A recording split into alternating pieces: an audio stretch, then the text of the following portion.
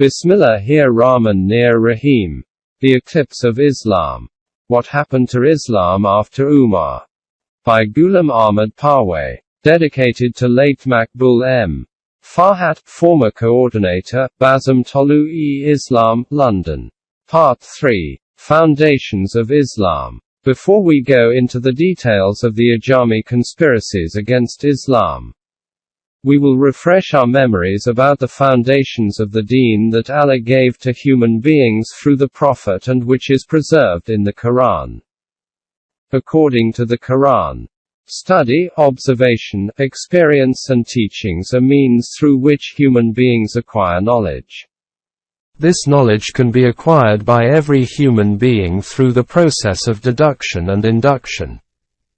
There is also another kind of knowledge that Allah gives directly to His chosen, pious people. This is called wahi, divine revelation, and the people who get this knowledge are called prophets. The last time this knowledge was given to Prophet Muhammad, and with him this method of knowledge ceased. In other words, prophethood ended with Muhammad. Now, knowledge can be acquired by experience and observation only. The end of the prophethood means that now nobody can get knowledge directly from God. What was revealed to the Prophet is all preserved in the Quran, which is a complete code of conduct for humanity for all times. It is complete and immutable. Its meanings are very clear.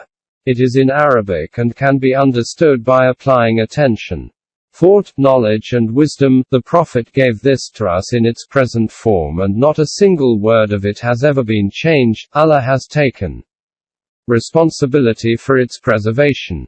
Deen, which is preserved in the Quran, is a system of life which is implemented in its own independent, sovereign state. The state is established by the Ummah, which elects the best person as head of state who runs the affairs of the state with the consultations of Ummah. The objective of the state is to implement the laws of the Quran and establish a society in accordance with these principles and values. This state was first established by the Prophet. After his death, this state continued to exist for a time. After that, the Ummah derailed. This is called the Ajami distortion in the deen because, as we discussed earlier, its first source was in Iran. This term, Ajami, means all such beliefs, ideas and schools of thought which are against the Quran, no matter where they come from. We have seen that the first conflict in the Ummah emerged over the claim of the Khilafah of Ali. It was asserted that the Khalifa cannot be elected. He is appointed and named by God and is called Imam. The first Imam is Ali, and then this Imama went to his descendants by inheritance. Earlier, we discussed only one aspect of this belief, that was about politics. Before we go further, let us look at the family tree of those who are recognized as Imam. The family tree of those who are recognized as Imam.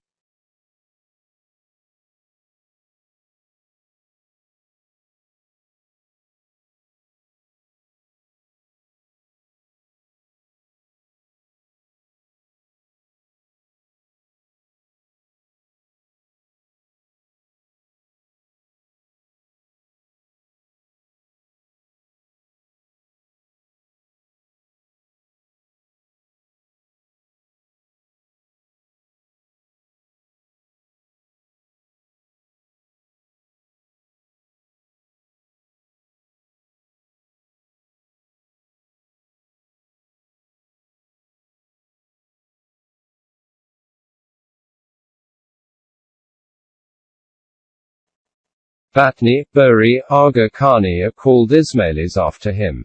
These sects consider Imamate as hereditary. Qasaniya sect. Qasaniya was the first Shia sect that recognizes Ali's son Muhammad ben Hanfiya as Imam. He was not born of Fatima but another wife of Ali's, Hanfiya. In other words, this sect gave preference to Alwis over Fatimids. When Muhammad ben Hanfiya died, one group of his followers concocted the belief that the Imam was Mehdi, the promised one, who will return. He did not die but had disappeared from the vision of the people. He will return on earth soon and establish his government. Please note how this belief in return, which was implanted by Abu Abdullah ibn Saba, was applied. We will also see that this concept had been applied to a number of Shia personalities. Caesanius believed that Imam is the personification of God and like God he is eternal. Khorasan was the capital of this sect from where it spread its network of conspiracies against the Umayyad Empire. Zaydiya sect. Another Shia sect is called Zaydiya. They recognize the majority of Imams from Ali down to Zayn al-Abidin, but, after him, they recognize his younger son Zayd as Imam, not his elder son Barker. They believe that Imama will remain in the descendants of Ali, but it will not be confined to any particular line or family. This is the most moderate Shia sect and very close to the Sunni Fiqhi, Imamiyya and Ismailiyya Shia groups which recognized Imam Barker, and after him his son Jafar Sadiq, later split into two groups. These are the two groups which became famous in history. One of the groups said that after Jafar, his older son Ismail was the God-appointed Imam, while the other group recognized his other son, Musa Kazim, as Imam. The first group is called the Sixes, because it recognizes 6 Imams, or Ismailis. Batni Fidai and other similar Shia sects generally belong to this group. Today, Aga Khanis and Boris are two famous branches of this sect. The other sect is called the Twelvers or, simply, Imamiyya. The dominant majority of Shias belong to this sect. They recognize 12 Imams. About the last Imam, Muhammad. Of this chain they believe that he is alive and hidden in a cave in Iraq. He will reappear near the Day of Judgment and establish his just rule all over the whole world. He is also called Imam Mehdi. Staunch sects of Shias. All Shia sects believe that the Imam is appointed by God and their hidden Imam will return. However, the beliefs of some staunch Shia sects are based on exaggerations. For example, one sect, Karamdiniya, considered the Imam as God, prophet and angel. It did not believe in the Day of Judgment and denied any accountability of one's deeds to God. This sect believed in the concept of the return of the Imam. This sect also believed in reincarnation, which they called Raja, transfer of the human spirit, in this world, from one body to another body. Certain staunch sects believed that our prophet and other prophets will return to earth near the Day of Judgment and all will recognize the prophethood of Muhammad. Similarly, Ali will also return to earth and will assassinate Muawiyah and his descendants. The founder of Katabiya sect, Abu Katabiya, used to call Imam Jafar Sadiq God and himself his prophet. Whenever some Imams denied and opposed such beliefs, these people said that they are saying this because of taqiyya, otherwise they support our beliefs. Earlier we explained the meaning of taqiyya, which is a belief common to all Shia sects. Katabiya also believed that in every age there are 2 prophets. Natik, one who speaks, and Samit, who remains silent. Muhammad, peace be upon him, was a Natik prophet while Ali was a Samit prophet. Beliefs of some staunch sect were so deplorable that we abhor even at mentioning them. However, all of them called themselves Muslim. Their task was to hatch conspiracies against the incumbent government. Obviously, it was a Sunni government, whether it was the Umayyads or the Abbasids. When they were unsuccessful in their conspiring, they will console their followers by saying, "Don't worry." In the final days, near the Day of Judgment, the hidden Imam will appear and establish a Shia government. These staunch sects emerged and disappeared at different historical moments, and now we find their footprints only at certain places, but they have no significance. Only 2 Shia sects were of historical importance which are still present today. They are Ismailiyya Aga Khani Khojas and Boris, and Imamia, Asna Ashri, who are in the majority. Let us now discuss beliefs of these two sects. Ismaili beliefs. Ismailis always kept their beliefs and teachings strictly secret, and it was very difficult to say anything about them with certainty. The real name of this sect is Batna or hidden. Sometimes back one of this sect's researcher, Dr. Zahid Ali, former Arabic professor and vice principal of Nizam College Hyderabad Deccan, took the courage to publish a book based on his sect's authentic, secret books and documents. The title of his book is Hamareri Ismaili Mazhab Ki Hakikar Ir Iska Nizam. The reality of our Ismaili religion and its system. We are reproducing here excerpts from the 1954 edition of this book. About the foundation and teachings of this sect, he writes, the founder of this sect was Haymun Qadr of Iranian origin. He has already been mentioned within the context of the Fatimid, or his son Syed Abdullah. His objective was to create a religious movement which could confront Abbasi Khilafat. For this purpose, Imam Abdullah formed a group which included such persons who were by nature inclined towards the Mu'tazila ideologies and philosophical thoughts. Help of Ahl Bayt was sought to make this successful because the Shias who were attached to the Ahl Bayt could easily accept this religion. Peep 611. About their beliefs, Dr.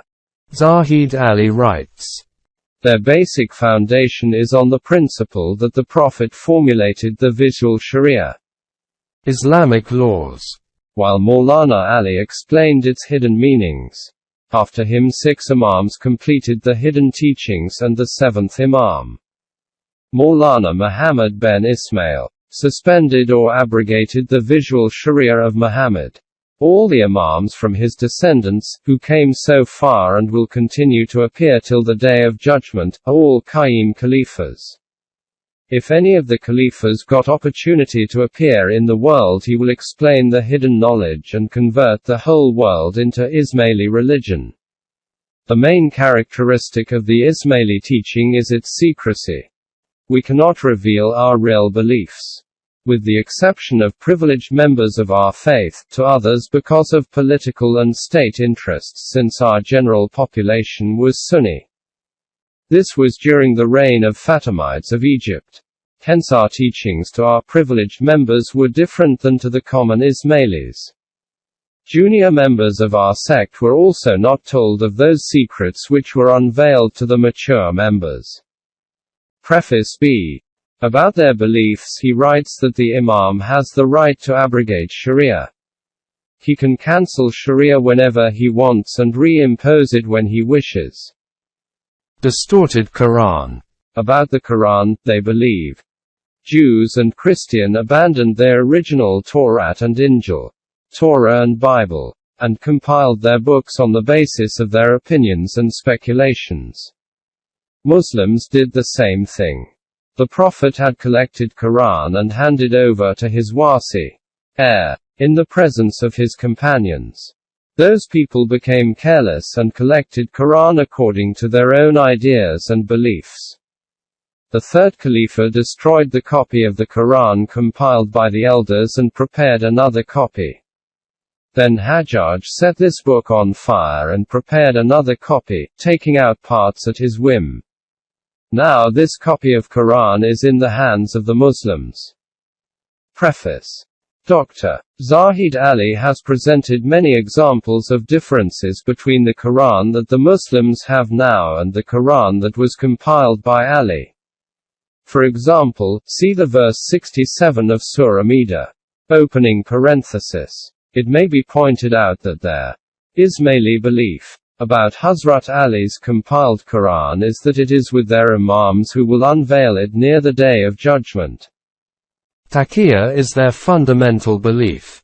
Also, they believe in Ta'wil, which means that the Quran cannot be understood by its literal meanings, but these letters have concealed meanings which only Imams know. Real meanings of the Quran can be understood or determined through Ta'wil. That is why the Prophet is called Rasul-e-Natik, the Prophet who speaks or rules on earthly matters.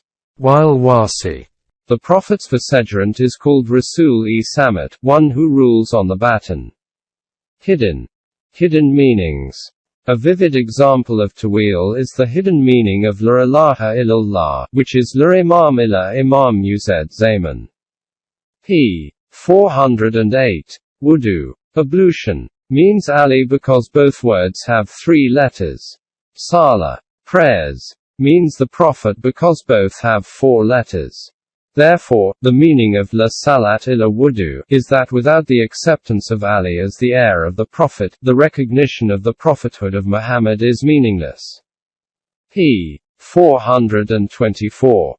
As another example, the Quran says that Allah told Adam not to go near the forbidden tree.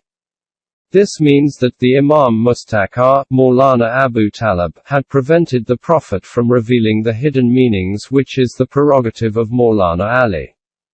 Zalim al-Awwal, the first transgressor, Iblis, the devil, obtained this knowledge from the Prophet by deceit. This was the Prophet's first sin. The other was that he told one of his wives the secret that her father will usurp his heir's right. Peep 461. Still another example. In verse 2/12, Alif Lam Mim, Zalikul Kitabo Layraba Feha, Zalikul Kitabo is referred to Maulana Ali. p. 551. In short, the Ismailis determine meanings of all the Quranic verses by ta'wil, which keeps changing. Imamat. The focal point of the philosophy of Ismailis and other Shia sects is the belief in Imam, which started as follows. Maulana Abdul Muttalib, the grandfather of the Prophet, is from the lineage of Hazrat Ibrahim, and was, just like Ibrahim, an Imam Mustaqar during the time of Hazrat Isa, Christ, which means that he had Nabuwat, Risalat, Wasayat and Imamat, all the 4 in his person. At the divine guidance, he had given separate ranks to 2 of his sons, Maulana Abdullah and Maulana Abu Talib. To the former, he gave the status of Nabuwah and Risalat, thus making him the head of public open preaching. The latter was given the rank of Wasayat and Imamat and the headship of the hidden, or concealed, preaching. Maulana Abu Talib gave the status of Nabuwat and Risalat to Muhammad, peace be upon him, and Wasayat and Imamat to Maulana Ali. This fact reflects the grandeur and honor of Maulana Abu Talib that, like Maulana Abdul Muttalib, all 4 honors were concentrated in him. pp. 63-64. Hence, Maulana Ali was Mustaqar Imam and the Prophet Muhammad was sent to confirm Maulana Ali. The Prophet's last message was about Maulana Ali's wilayat, rulership. It means that the real purpose of the Prophet's appointment was to eliminate disbelief in the wilayat of Maulana Ali. All people believe in God but they commit shirk, polytheism, when they do not believe in the wilayat of Maulana Ali. p. 360. About the Imam, they believe. Even if you see the Imam committing adultery, drinking wine or indulging in other immoral acts, you should not doubt his piety because Allah has saved the Imams from all such acts. p. 363. Our pious Imams are higher in ranks than the Prophets. They are like master and slave. Closing parenthesis. Imams cannot sin but Prophets can commit sins. Not only Moses but Muhammad is also included in these prophets. p. 366. Aga Khani and Bohri. In the Indian subcontinent, Ismailis consist of Khojas, Aga Khanis, and Bohris. Their beliefs are very bizarre. About their beliefs, we will quote from the book of Mirza Muhammad Saeed Delvi's book Mazahab Aud Batni Talim. Religion and hidden preaching. In ancient times when Hazrat Ali was Vishnu, Hindu god, Hazrat Muhammad took the form of Vedas. When Hazrat Ali appeared in this world, he was the 10th avatar. incarnation of Vishnu, Nishi Kalinki. Some Khojas also believe that Hazrat Ali was God and Muhammad was his prophet. Opening parenthesis. All Nazari Imams, including the present Aga Khan, are considered the incarnation of Hazrat Ali. In this way, he has the same rank of godliness that Hazrat Ali has. Khojas and Shamsi Hindus consider him the God. These people also believe in reincarnation, the Day of Judgment, paradise and hell. They consider the Quran as the last authentic book but do not recognize the Quran that the Muslim Ummah now has as unauthentic. Nazariya sect follows the dominant sect of the country in which they reside. For example, in Turkestan they follow Hanafi law while in Iran, Athna Ashri law. Nazari is the most famous sect of Ismailis. Hassan ben Sabah was one of their imams. Batni Fidais, known in history as the Assassins, were his followers. Aga Khanis and Boris belong to this sect. Imamiya or Athna Ashri. These were briefly the beliefs of one of the important Shia sect, Ismailis. We will now focus on the other Shia sect, i.e., Imamiya, Athna Ashri sect. As we said earlier, Imama is the central belief of Shias. About their concept of Imama, we will present an excerpt from their most important book which is considered to be a vital pillar of this sect.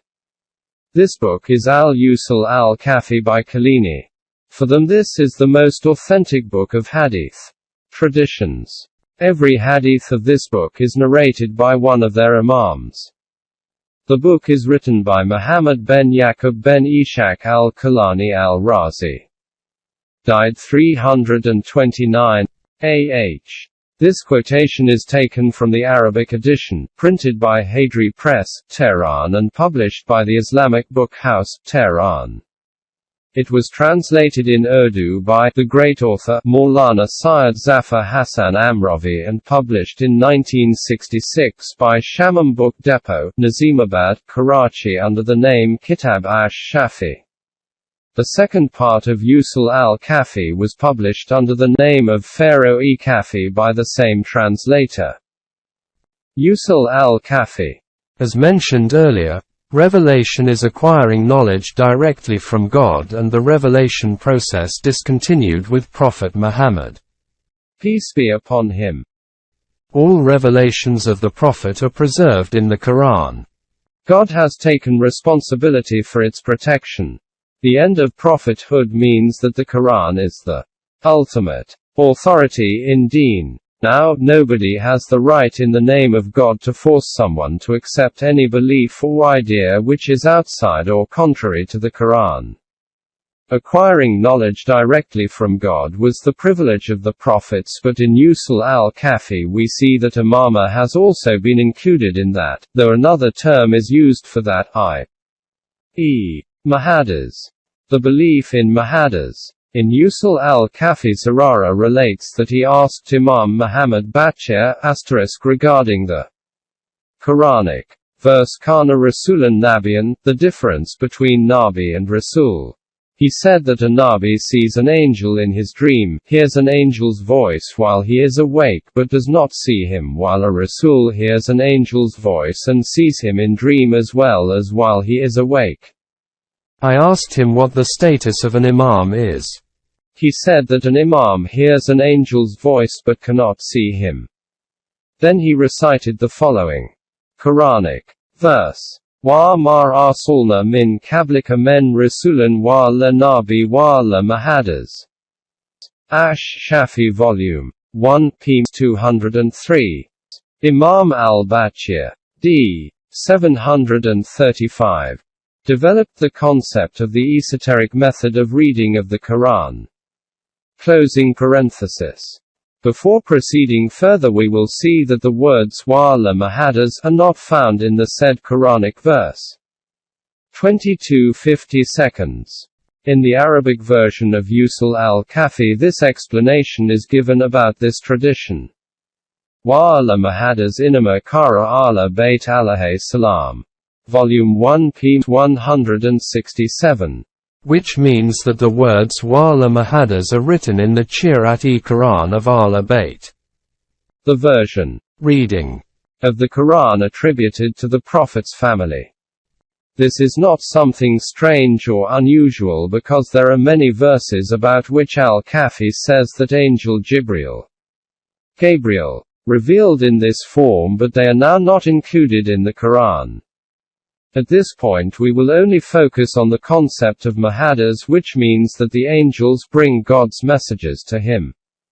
Mahadas can hear the angels but cannot see them. Another tradition says, a Mahadas talks with the angels, hears their voice but cannot see them even in dream. Ash-Shafi, Volume 1 p.204. Another tradition says, Ali said that there will be 11 Mahadas from me and my descendants. Ash-Shafi, Volume 1 p.281. No practical difference between a Rasul and a Mahadas. You will notice that as far as the acquisition of knowledge directly from God through angels is concerned, there is no difference between a Rasul and a Mahadas. Other traditions in Al-Kafi explain this point. For example, about the Prophet, the Quran says, "So take what the Messenger assigns to you, and deny yourselves that which he withholds from you." 59/7. But a tradition in Al-Kafi quotes Imam Jafar as saying, "Accept whatever Ali says and keep yourself away from which Ali forbids." Ash-Shafi, Volume 1 p. 255. This is because God has honored Ali the same way as he has honored the Prophet. This means that the fountain of knowledge of both was the same. After that it is added, Amir al-Mu'minin, Ali, often used to say, God has assigned me to allocate places in paradise and hell. I am Farooq-e-Akbar, Discriminator the Great. I am the cause of unity of all Muslims. I represent those verses which authenticate Imama.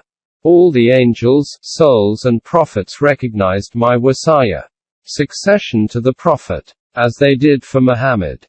I am elevated to the rank of Imama as Muhammad is elevated to the rank of prophethood, and this rank is given to us by God. Ash-Shafi, Volume 1 p. 255. Another tradition said, an Imam is unique in his era. Nobody can match his qualities or his wisdom. There is no substitute for him and nobody is equal to him. He is bestowed with special honors and ranks from God. Ash-Shafi, Volume 1 p. 231.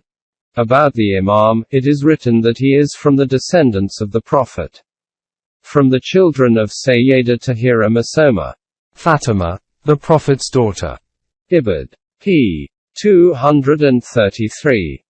Prophets and Imams are appointed by God. They are given wisdom and knowledge from God which is not given to anybody else. Ibid. p. 224. This point is further clarified in another tradition. Imam Jafar Saqid said, Imam's knowledge is his access, which is extended up to heavens, so that the process of revelation is not disconnected. Allah's instructions are conveyed only through an Imam. God does not accept deeds of the people unless they come through Imam. Imam is chosen and liked by God. He is pious and a favored person of God and the Prophet. He is a Hadi, guide, who knows the metaphysical secrets. God created Imams before the creation of human beings. Ibid. pp. 235-36. Do you notice that the only difference between Nabi and Mahadas is of wording? The concept is that God talks to men even after the end of prophethood. Opening parenthesis. i.e., knowledge can be obtained directly from God. This belief continues to surface in different shapes and modes. It opened the closed door of prophethood. We will talk about the people who entered in through this door by various ways and means. At this moment, we will remunerate some more qualities of these Imams.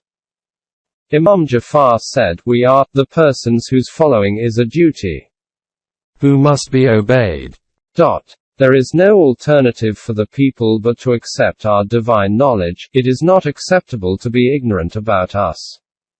The person who recognized us is a Momin and who rejected us is a Kafir, infidel. Whoever neither recognized nor rejected us is a disillusioned person unless he returns to our obedience as ordained by God." Imam Barker said, "Our love is faith and our rejection is kufr." Ash-Shafi, Volume 1, p. 215-16. According to another tradition about Amir al-Mu'minin, Ali, Imam Muhammad Barker said, "After the Prophet, obedience of Ali is a must just like that of the Prophet. Disobedience of his commands, however small, tantamounts to disbelief. The Prophet was the gate to God through which entry is obligatory. He was a path that whoever followed reached God. Amir al-Mu'minin was just like that." After him, successive Imams enjoyed the same status. Ash-Shafi, Volume 1, p. 227. For Muslims, the Quran was, and remains, the authority for deen. But Imam Muhammad Barker says, nobody has the power to claim that he has complete knowledge of the external or literal, Zahir, and hidden or esoteric, batin, meaning of Quran, except the Osias. Imams. Ash-Shafi, Volume 1, p. 261. Here, the word batin, hidden, is used that we will explain later. About the knowledge of Imams, it is believed that their knowledge is greater than those of the Prophet i.e., knowledge began with the Prophet but it reached its climax with the Imams. In Al-Kafi it is narrated, "I heard Imam Jafar saying, knowledge would have ended if it had not been increased by us. I asked, is there any knowledge which you get but not the Prophet? He said, knowledge is first presented to the Prophet and then to Imams but it reaches its climax with us." Ash-Shafi, Volume 1, p. 291. About revelation, the Quran says that this knowledge is not iktisabi, meaning that the Prophet does not get revelation whenever he wants but it comes according to the wisdom of God. Whenever and whatever he wants, tells the Prophet through revelation. But with respect to the Imams, Imam Jafar says that the Imam is given knowledge whenever he wants. Ash-Shafi, Volume 1, p. 295. About the knowledge of Ghaib, unknown. The Quran says that only God knows about it but he gives through revelation this knowledge to the prophets whenever he likes. However, an Imam's position about the knowledge of Ghaib is, Imam Jafar Sadiq said, if an Imam who does not know what hardships he will face or what will be his fate, then he is not capable of leading people. He cannot be a representative of God. Quote opening parenthesis. Ash-Shafi, Volume 1, p. 295. The pivotal belief of Christians is that Isa, Christ, sacrificed his life for the sins of the people. It means that his blood became the atonement of the sinner's sin. One tradition of Al-Kafi says, Imam Musa Kazim said, because of abandoning Taqiyya, God was displeased with us Shias and gave me an opportunity to choose between him and my life.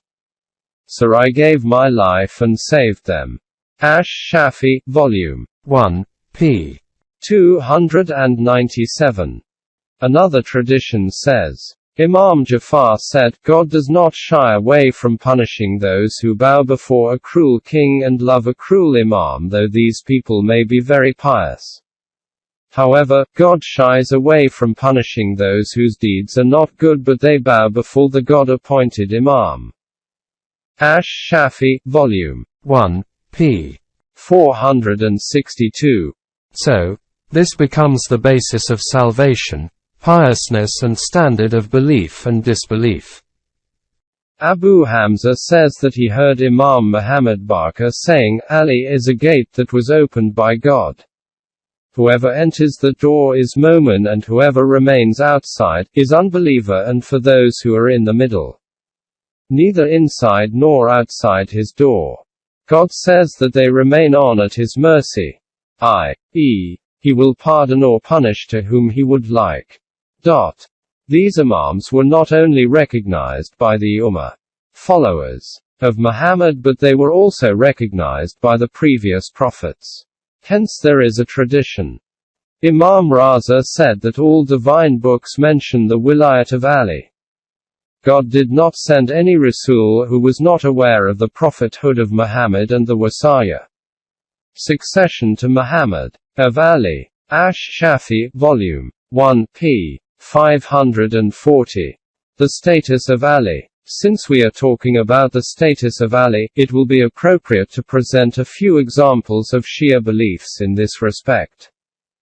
Shias publish a monthly magazine from Lahore, Mahful Islam, which prints a special issue annually in September or October on Ali and Fatima.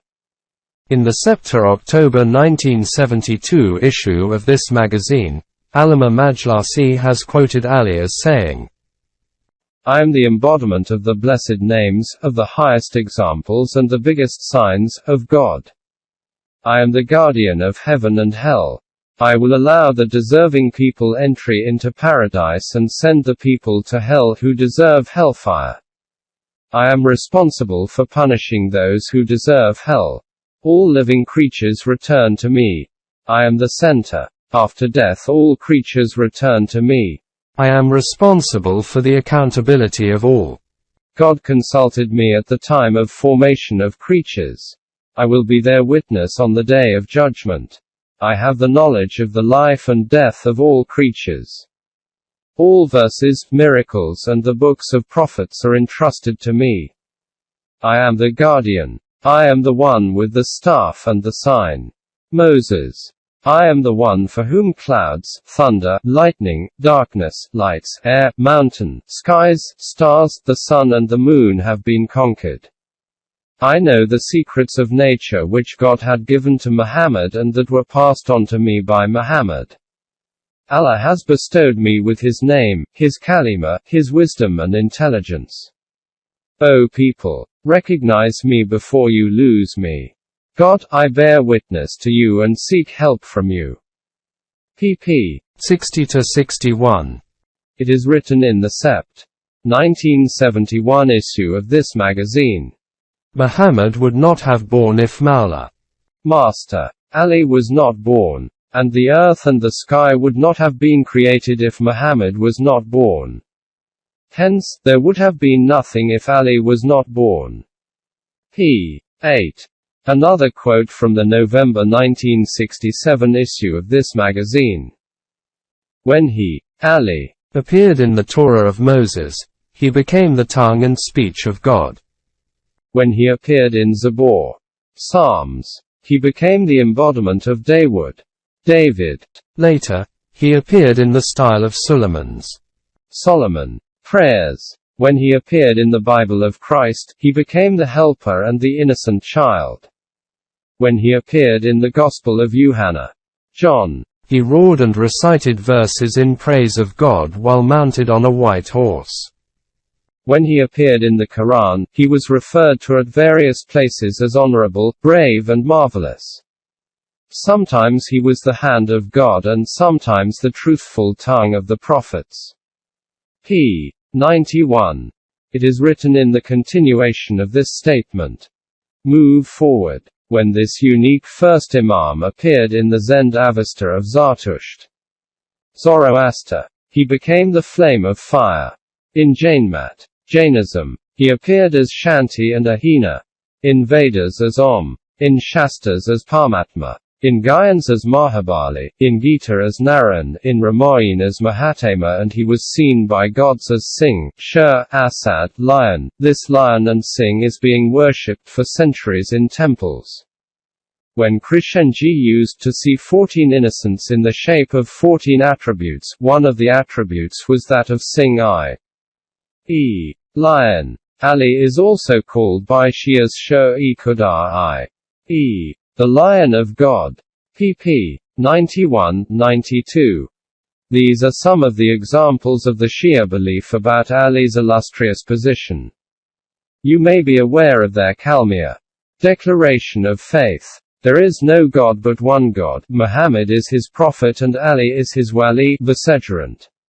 Marif-e Islam, November 1967, p.141, Tolui Islam Trust 25B, Gulberg 2, Lahore, Pakistan Tolui Islam @gmail.com